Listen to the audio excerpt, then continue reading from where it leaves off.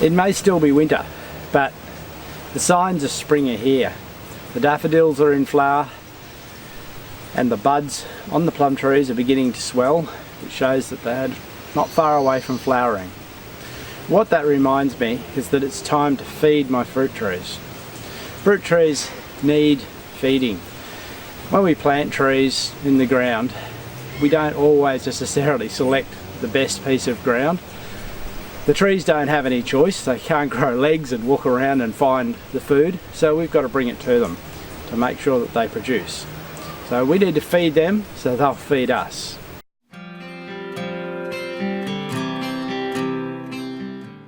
Now, I've loaded up my wheelbarrow with the things that I'm going to use to feed my trees, and the primary element I have is blood and bone. I use this because it's available and it's affordable. This costs just a little more than $1 a kilo, and I use around half to 1 kilo per tree, so on an average of less than $1 a tree I can fertilise my trees with this. It gives nitrogen, calcium and some phosphates as well. Also, I use dolomite, particularly the apples and the pears like this. Dolomite ground up gives you calcium and magnesium. If you have animals like dogs around, they will come for the blood and bone, so putting the blood and bone down first, putting the dolomite scattered across the top, deters them from eating it, because this is a bit gritty and they don't like it. You don't need to use a lot of this, but you can use quite a bit more on apples because they really do appreciate that extra alkaline. The other element that I use is wood ash from the fireplace. Now it is alkaline, but it's also very high potassium, and that encourages fruiting and flowering. Now, if you don't have wood ash available, you've got other options. One is to utilise sulphate of potash, and occasionally I use a little of that when I don't have the wood ash. The other way of getting nutrients and potassium and all these things into your soil around your fruit trees is to mulch. Now, mulching is really, really good. I do a form of mulching in the fact that I mow around my trees, so as it comes up I'm cutting it down and it's mulching into the soil. But this is not the same as a full mulch. Generally every few years I try and get mushroom compost and put that around.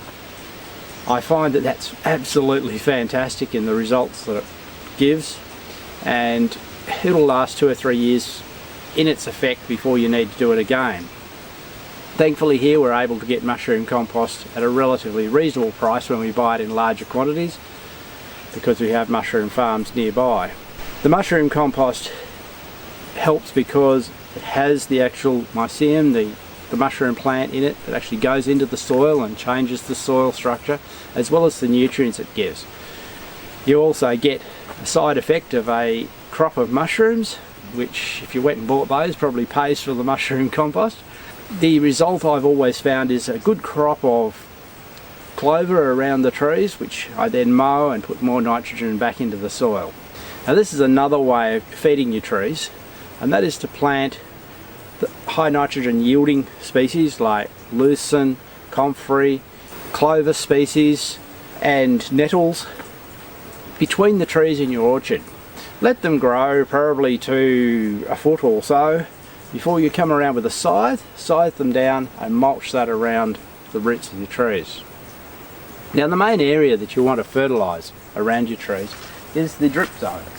Here where the roots are just reaching out to the edge is where the main feeder roots are, and that's the area you really want to get the nutrient into. Back there at the stem isn't as important because they're older roots and not feeding in the same way. It's the edge of the root that really is feeding. So this is where you want to get your nutrient into. Now if you don't have any of these options available, and what a cheaper solution, one is to use human manure.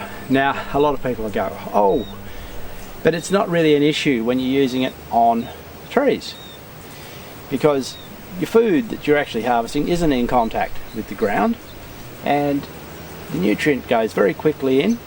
Back when I was a child we didn't have septic tanks, and the regular thing my father used to do was to empty the toilet around the trees. There are only around 3 or 4 spots around each tree before moving on to the next.